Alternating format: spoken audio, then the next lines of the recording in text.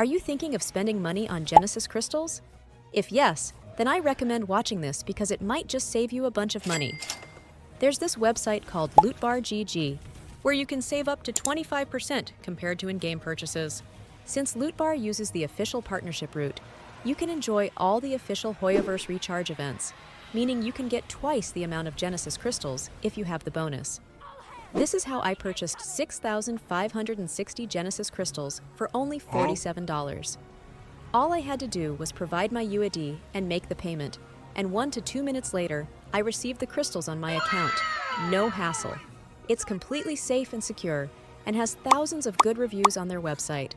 Even big shots like Dukaja, Tevat Times, and Jello Impact approve of Lootbar, so head over to the link in the description and start saving money. New users get 10% off their first purchase. Hello everyone, Skirk is almost here, and I want to help you guys get her, so I am giving away a Welkin in this video. All you have to do is like, subscribe, and comment your UID and server, and who you're pulling for.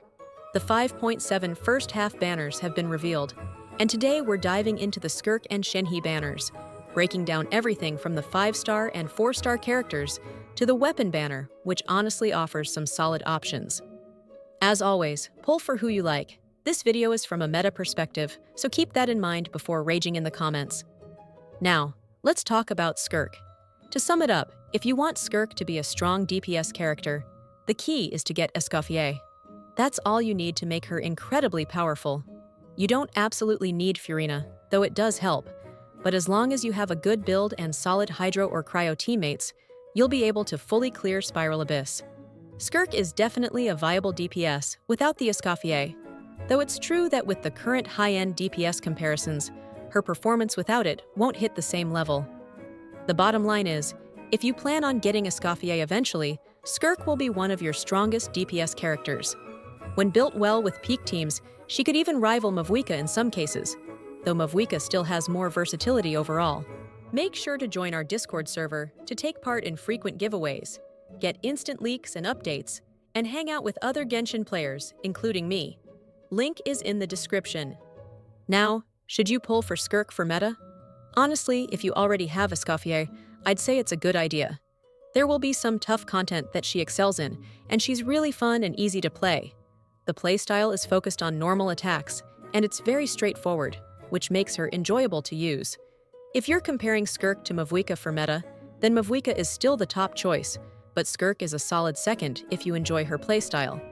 Now about Shenhe, she's an interesting case. If you're looking for her because you think she's visually cool, I agree, her design is amazing, then she's a great pick for teams featuring Skirk or Ayaka. However, if you're pulling for her purely for meta, I would strongly advise against it. If you already have Mona C4, she could be a better choice for Skirk than Shenhe. I wouldn't recommend pulling for Shenhe just for Skirk, unless you really like her design and want her for your team. If you're focusing on meta, there are better picks for Skirk. As for 4-star characters, I think Diona is really strong in a Melt Mavuika team, especially for those who don't have Sucrose or Shalonen, or want to use those characters elsewhere. However, Diona doesn't work well with Skirk, especially if you're using her with Shenhe. Other solid 4-star options include Candace and Dahlia, though they don't perform as well as some of the top-tier picks. For example, Candace can be a solid pick if you're missing Furina or Mona for your team. Now, let's talk about the weapon banner. This banner is really solid for Skirk users. If you already have Escoffier's weapon, it's not as good, but it's such a fantastic upgrade for Skirk that you might want to consider it. There's no weapon that comes close to the signature for Skirk.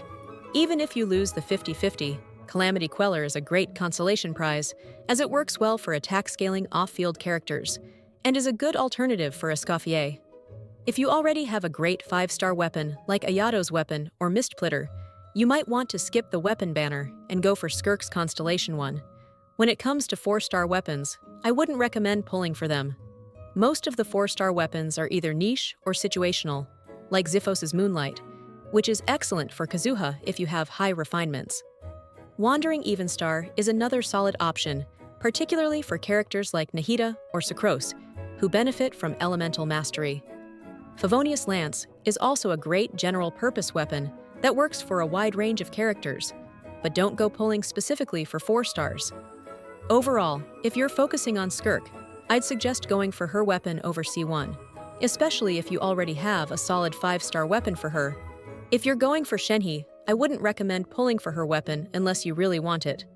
Her C1 is nice but not necessary for Skirk teams, so focus on her C0 for the best value. If you're pulling for Skirk, I highly recommend focusing on Escoffier, Furina, and Escoffier's weapon for the best results. Let me know who you'll be wishing for in the comments.